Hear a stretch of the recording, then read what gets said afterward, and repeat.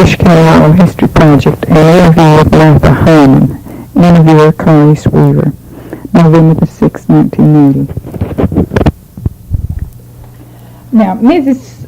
Harmon, when were you born and where did you grow up? Well, I was born in 1882. 1882? Uh-huh. Yeah. And I was born on Beach Creek, Is that in Watauga County? Watauga County, Uh-huh. in North Carolina, rather. Uh-huh. And your parents, what were their names? Wiley Harmon. My daddy was Wiley Harmon. My mother was Melinda Cook. Melinda Cook, Uh-huh. married to Harmon. And her mother was a Story. So they were all from Watauga County. There's old Watauga. You know, And- my mother was raised at Cook's Gap, beyond Boone. Uh-huh. But you see, when she was a little girl in, let's see, Watauga was a part of Ashe County until 1848, wasn't it? Or somewhere Well, along there. I don't know the date myself. Uh-huh. So actually, your people were Ashe Countyans in the early days. Well, they could have been, I guess. Yeah. I don't know. Now, were you raised on a farm? Yes, yeah. My daddy had 400 acres of land, and my brother, or my son, Neil here, he was talking to me about hard living. Mama, he says, you had hard living when you was a girl. I says, no, Clay, I didn't have hard living. I says, we had plenty. Dad had 400 acres of land, and we was raised to work.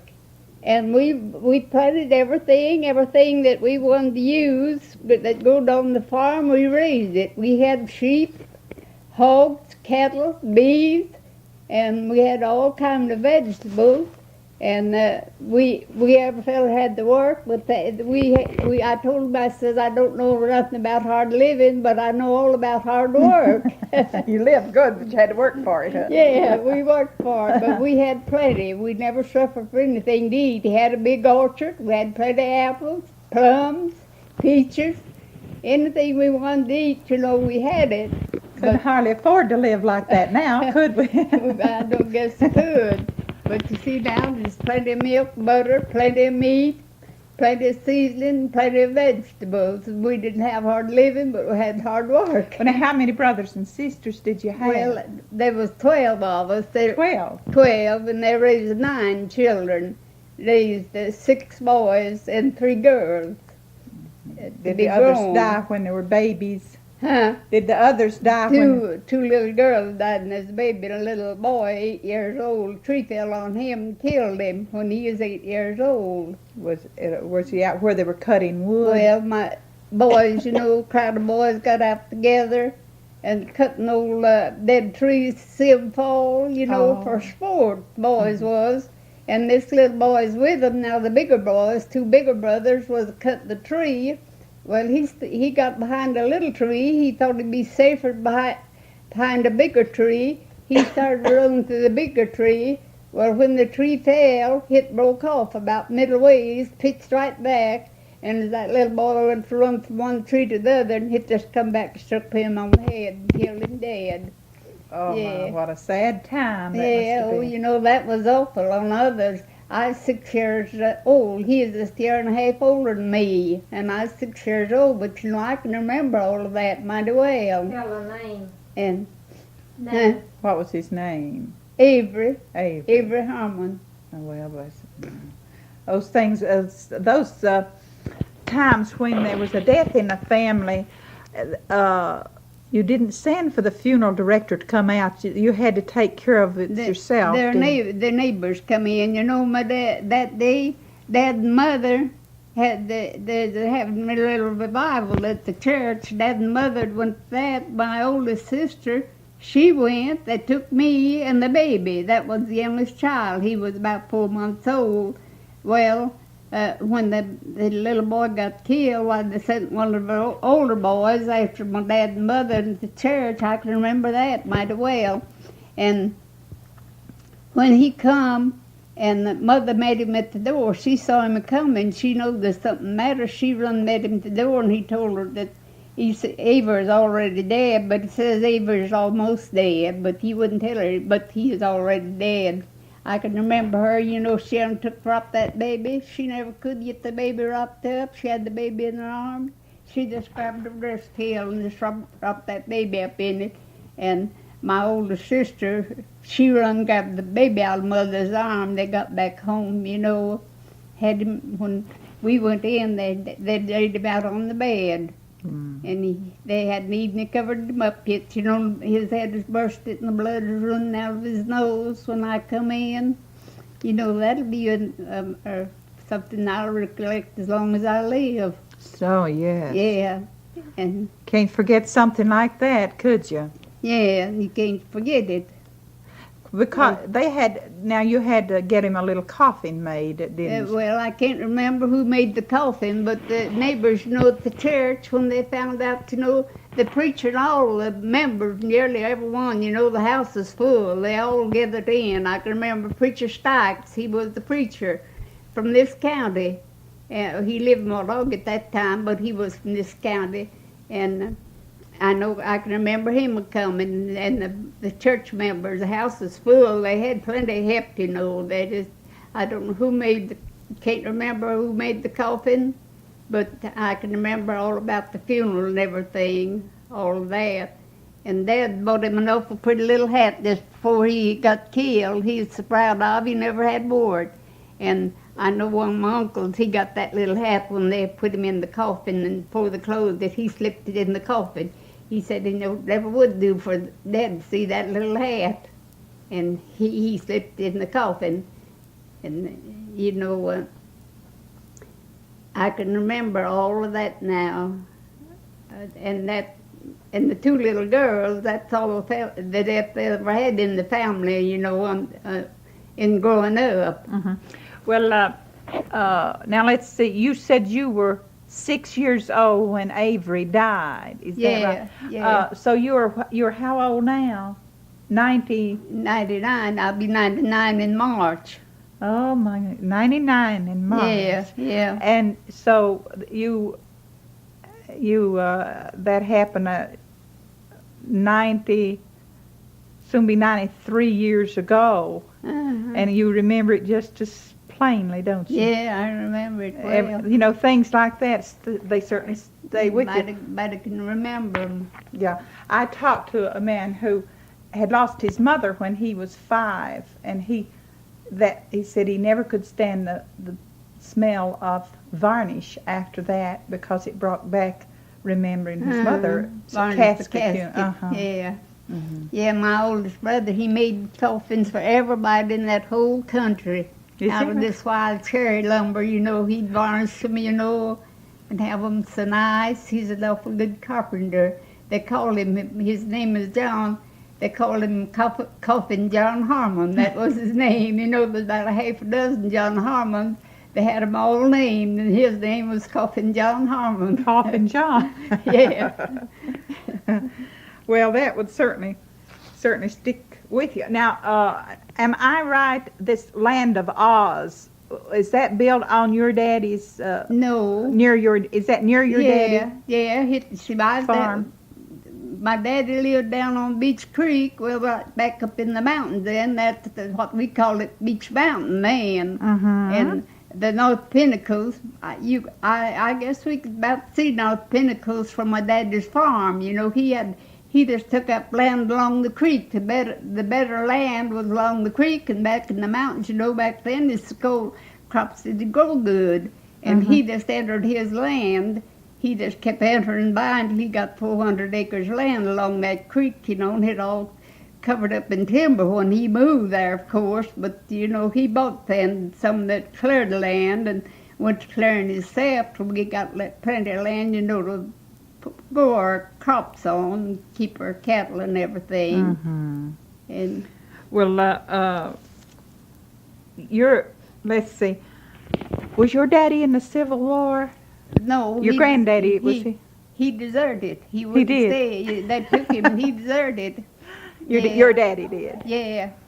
Well, that happened. A lot of people in this area and up to Creston, not a lot of them, but some of them that was not in sympathy with slavery. They went over and joined the Tennessee Volunteers and went into the Union Army. Yeah. So your daddy just came back home for his family, I guess. No, he didn't. He was just 18 years Oh, old really? when the war started. And they took him to the camps, you know. And him and one of his brothers and some of his cousins, they run away and left. They come back home and stayed in the mountains a while. They wouldn't fight. Said he didn't cause the war and he wasn't going to go there and fight. But they took one of his brothers. I've heard Uncle Carol talk about that. He said they had a battle, you know, and they fought all day. He said that when the battle closed about dark, he said that he would just plumb give out nearly, but said some of the soldiers laid down on the ground there where the battleground and slept, but he says, I didn't sleep any. He says, them wounded soldiers was crying for water. He says, I got my canteen. I carried water all night for them wounded soldiers, and a part of them laying dead, you know. You talk about now that how anyone can stand a thing like that. Now, you know that'd be awful. And Uncle Carol, he went and stood it, but Dad, he couldn't stand that. He was kind of nervous. He left out. He thought he couldn't stand that. Did his folks have slaves? Which your daddy, did no, his people have no, slaves? they didn't have slaves. Now, my grandfather Harmon, my great grandfather Harmon, the first Harmon that I know of settled in America. He settled in Maryland, and he stayed there 5 years and got his citizenship. Well, he's from Germany. He was a German. The Harmons is full-blooded German. Well, he married. When he married a Ford, and her parents, her mother was a Eggers, and her parents on both sides was from England, London, England. She was a full-blooded Englishman. My grandmother Harmon was. Oh, really? A Ford. The Eggers? A Ford, okay. A Ford. Uh-huh. And you know now the Fords, you know, the president, I've heard my dad talk, I believe it is Nineveh Ford, one of grandmother's brothers, went west somewhere and said he got rich. Is that right? Yeah, he just lucky and he got plumb rich. Wow. And I wondered now if this Edison Ford was the descendants from that Ford. Now that's the first Ford that we know anything of, but of course Henry Ford, you know, I guess he was from England, wouldn't doubt if he wasn't, but still we don't know anything about the relation. Well, it could very well be. We have a lot of people come and use our library, and they're from all over the West and Midwest, and they're looking for information about their people, because they came from Watauga and Ashe County or through it, and stayed long enough to marry, or maybe some children died, or there's some record of them having been here. So we have that. You know, that could very well be they could be related. Yeah, sure. Of course, if your folks didn't have slaves, and a lot of people who didn't have slaves didn't feel obligated to go to the Civil War. I had ancestors who were in the Civil War, but and I had some who were not, but they didn't feel any obligation to go fight in the Civil War. Yeah. No, there wasn't any slave. Now, I said there wasn't. Mace married been my great aunt Harmon, Cutliff Harmon. He had raised a family of children. Now that Cutliff was my great grandfather, and his daughter married a Mace, and Mace had some slaves. Well, they had children. Don't know how many they had, but I know some of the children living there because one of them married one of the girls married a farthing on Beaver Dam, but I don't know how many children they had. But anyway, one of these slave girls got mad at my uncle, great uncle, and great aunt, about something. They didn't know what exactly. But she put parsnip in the coffee and poisoned and killed both of them. Poisoned them. It killed both of them. And what was their names? Now I don't. It was the masked. This time masked, but I could not. What I kind of give their name, but I just can't remember. But they was masked. Now she was a Harmon, and she married a masked, and I wouldn't be sure what his name was or hers either. Well, isn't that interesting? That's really interesting. And so someone asked me what they done with that slave. I told them my daddy, remembered all of that. See, that happened when he was a boy.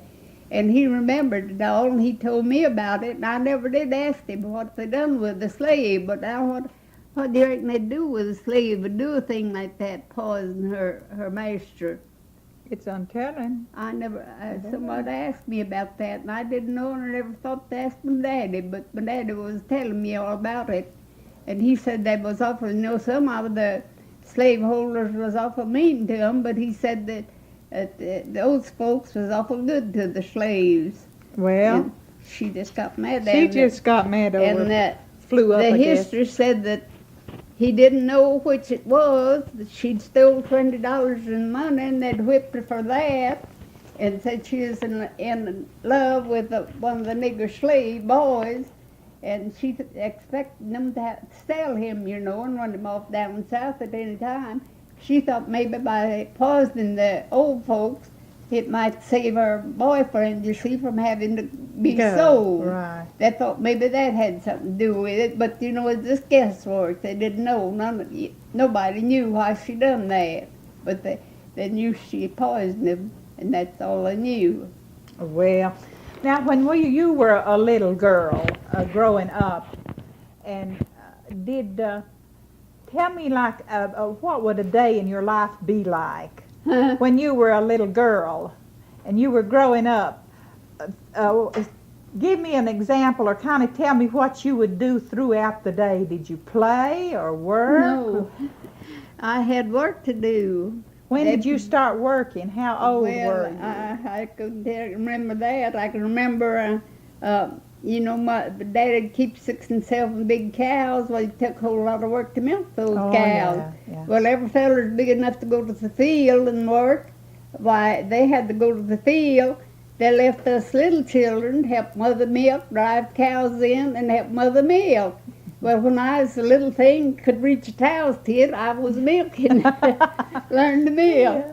And, he kept good, gentle cows. He wouldn't have anything but gentle cows, amongst us children, afraid they'd hurt us children. Now, that was raised. I was raised when I was a little girl, and when I got big enough to lift the churn dish, I was churning and carrying water. Then we had no pumps to pump water. We had to carry it from spring. When I got big enough to carry a bucket of water, I was carrying water. I was carrying in stove wood, or, of course, they bought them a stove, with the first stove that ever come around. They bought them a stove, cook stove. And, the first cooking, of course, is on the fire. But when I couldn't remember cooking on the fire because I had only baked bread. They baked bread on the fire. But the rest of it, and you see, it was carrying in wood, little jobs. You know how a little kid can do work. Now, that's the way I was raised. Well, that's the way everybody was in those days, wasn't it? It took all those 12 children to run a big farm like that, didn't it? Well, he had to hire a lot. See, he had a sawmill, grist mill, and a shingle saw. And his family couldn't run all of that. He hired a lot of help. There's one boy just stayed there, Me and him would fight once in a while. He just come in the home and stayed. He wouldn't leave. and he just stayed there now, just like he belonged there. And he'd make me mad, and we'd fight. Maybe he's hoping he might get lost in the 12 children and you wouldn't spot him. That is what he was after, and that'd make me mad, you know, and I'd just knock him down with anything I could get hold of. Did you celebrate Christmas right much? Not much. Now, I'll tell you what celebrating we had on Christmas. My daddy, you know, he had eczema in his throat, a cough. He had a bad cough. He kept a little whiskey, and he'd take a drink of whiskey. He'd hope that cough. Well, he kept it locked up. He's afraid his boys might get to drink some whiskey. He kept it locked up. Well, Christmas morning, he brought this whiskey out. The first one got up, was take a drink of whiskey every Christmas morning. The first one? Yeah, the first one, but you know, we didn't have candy or anything like that. And now we just passed Christmas off now like any other day about it. Of course, we had a little extra each, you know. Well, did Santa Claus come to see it? Did Santa Claus come? No, Santa. Nothing like that then with us. You know, we was way back there in the mountain. And so I took one drink of the whiskey that had a hard girl then. My sisters both married when I was a little bit of a thing. There I was left, and they had a hard girl. And me and the hard girl, I was big enough to help cook. When he brought the whiskey in, we both took a drink of whiskey apiece, the hard girl.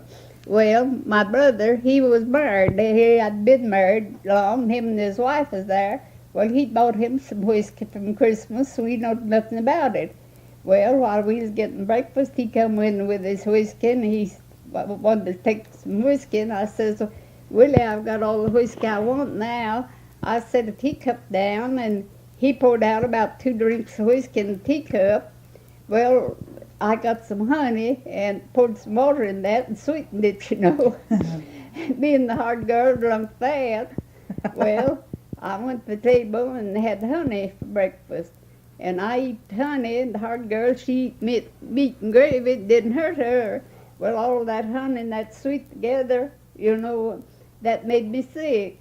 And that law, think about taking a drink of whiskey after that, it just ruined me. I told him I was like a monkey. I got enough of whiskey when I was a little kid because I got sick, you know. It was the sweets that made me sick. I didn't get enough whiskey, but drinking the whiskey and eating that honey and candy all together, I got up to the table and went to eating candy, and that made me sick. Now, I said they didn't have candy then. We had candy now that Christmas. I remember that because I got up on the table and eat candy and I got sick. And I didn't want more whiskey. I told them that I was like a monkey. I took one chew of tobacco, and I never could chew any more tobacco, and got snuff on one time. Got sick on snuff one time. I never did want any more snuff. I told them I was just like a monkey. When I got sick on something, that was the last of it. Well, maybe it saved you a lot of money over the years. I think so. It would have cost you a lot of money. Let's see, you're 99. It would cost a lot of money to have smoked or chewed or dipped snuff all those years, wouldn't it? I'd use that old tobacco anyway. You know, hidden. Say nothing of what if you'd used whiskey, it would have been expensive too, wouldn't it? Yeah, it ruined me, but that was a great help to me, getting sick on that old tobacco. Now when Easter and Halloween, were any of those holidays that we have so much fun at now, Easter and Halloween and Thanksgiving, did you all have any observance? Well, we did Easter. Now, Mother, we kept a lot of chickens, you know, there on the farm. Right. And we'd sell eggs, a lot of eggs, but a week before Easter, she turned us kids all loose down, told us we could have all the eggs we could gather now till Easter. And, you know, every fellow went to him. We didn't have chicken houses then, a lot of them, you know, laid out. We all hunted, and we'd have us about a half bushel of eggs, you know, for Easter. And this to boil, you know, and of course we wasted the most of them. Now that was about what we had now for Easter was our eggs, or Easter eggs. We'd boil them, you know, and color them. Color 'em, what did, We'd fight it, your eggs, you know. oh my, Yeah, you throw them know, at each other. see which one that could crack the egg first, you know. We'd call it fighting with eggs. Oh yeah. Well, when you colored the eggs, what did you color them with? Well, we'd have dye, you know, get broom seeds, one color 'em yellow. We'd get broom seeds, color 'em yellow, and just get something, you know, around on the place there. Sometimes we'd have dye, you know, diamond dyes. After That they you- got to bring that in, you know, the old dye was the roots and herbs, you know, that they had on the farms and in Right. the woods. But they got to bring in, they call it diamond dye, you know. To dye your clothes. Yeah, dye cloth, wool, yarn. Yarn. You know, my mother done a lot of weaving. She wove all of her clothes nearly.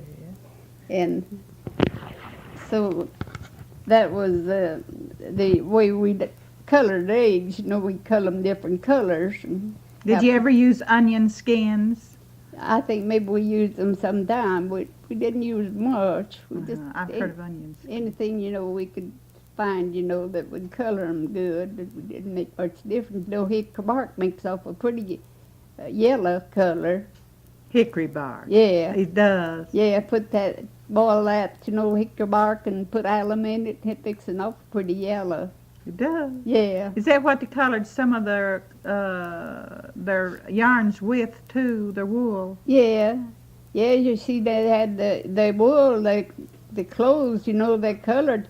They had to color them all with barks, you know, walnut bark. They wanted brown, you know, they colored it with walnut. Take walnut bark off of the roots of the walnut. Off of the roots. Uh-huh. Is that where they got it? Yeah, and Ah. boil that, you know, that it never fade. No fade to that walnut brown, no fade to it. Well, they had, now mother, she used bluestone. There's kind of a stone that they buy at the store, they call it bluestone. She'd done a whole lot of her, just a lot of her color with bluestone. You know, we didn't boil it, she just melted it somewhere or another. I can remember seeing her fix it, and this layer hanks of a thread, wool or a cotton, either one, in it, and she melted that up in something, that bluestone. I think she put something with it, I believe. I won't be right sure. But anyway, you know, these animals, you know, the navy, the blue, that overall blue, Mhm, you know, denim, that's mhm. what that is. She just lay her yarn down in that water, and it would set in there, and you know, there never was no fade to it. It stayed there. Is that? Yeah, and the first she'd put down, you know, it would blue a color of dark blue. Well, she'd take that out, wring that out, put more in there. That made a paler blue, and that they called it indigo blue. Indigo. Indigo blue. Yeah, she colored a lot with that, and just, you know, she'd when she'd want a yellow, she'd just get different kinds of herbs, you know, brown, Mm-hmm. and for the men's folks, they wore a lot of brown then, you know, that walnut brown they called it, you know, jeans cloth for the men's suits. And she'd weave enough of cloth, jeans, every summer to make Dad and all the boys a suit clothes in the fall. She made every one of a suit she made them all a suit. Then she wove Lindsay, made the girls' clothes, you know, out of the Lindsay. Jeans, you see, it was wove with 3 treadles, and the Lindsay was wove with 2. You know, you tramp 2, you know. Uh-huh. That made plain cloth. Well, you had to trap 3 treadles, and that made jeans, and it had a twill in it, don't you see? Oh yeah. Yeah. And if you missed a treadle, that made a balk in your cloth. It took somebody with a pretty good brain now to do that weaving, you know. Oh yeah. Keep that twill going right. See, Uh-huh. that twill went from one side of the cloth to the other, trapping Mhm. them treadles. And that's what's called jeans. Is that right? Yeah. Well, now the Lindsay, what? Let's see. Where did she get? Did she grow this on her farm? Well, they had sheep, you know. They kept a big drove of sheep. Well, they'd share the sheep, Yes, and take Lindsay. that wool and swap it. Somebody'd come around. They called him the wool man. He'd come around with yarn and swap that yarn to the people for the wool. And Is that the Lindsay? Is that Lindsay? they got that yarn, you see. Well, the Lindsay now, if you want, winter clothing, that Lindsay, they'd we've hit with wool. Well, they could buy the cotton out of the store, hanks of cotton. They had, that was the warp. They had to have cotton, you see, for the warp, for both the jeans and the Lindsay too. They had to have cotton thread, and she had now that spool that, all colored, spool it, warp it.